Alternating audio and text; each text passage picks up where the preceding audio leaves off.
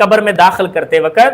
یہ دعا پڑھیں، اور اس مسئلے میں 1046 نمبر روایت امام ترمذی بیان کرتے ہیں، اور یہ روایت سند کے اعتبار سے صحیح روایت ہے، ابن ماجہ میں بھی آئی ہے، امام احمد بن حنبل بھی بیان کرتے ہیں، ابن حبان بھی بیان کرتے ہیں۔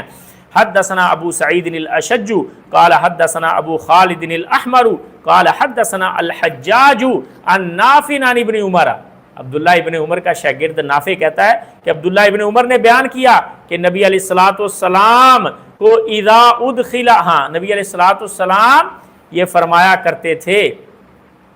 کہ جب میت کو قبر میں دفن کیا جائے یا میت کو لحد میں رکھا جائے، دونوں الفاظ آئے، کسی قسم کی قبر میں بھی میت کو جب داخل کیا جائے تو کہنا بسم اللہ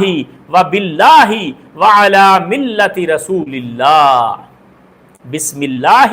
و باللہ وعلی ملت رسول اللہ، یا یہ فرمائے کہ بسم اللہ و باللہ وعلی سنت رسول اللہ، اللہ کے نام کے ساتھ، اللہ کی مدد کے ساتھ، اور نبی علیہ السلام کے دین کے ساتھ، یا اللہ کے نبی کے طریقے کے ساتھ ہم اس کو دفن کر رہے ہیں۔ اور نبی علیہ السلام سے یہ الفاظ سیدنا عبداللہ ابن عمر بیان کرتے ہیں۔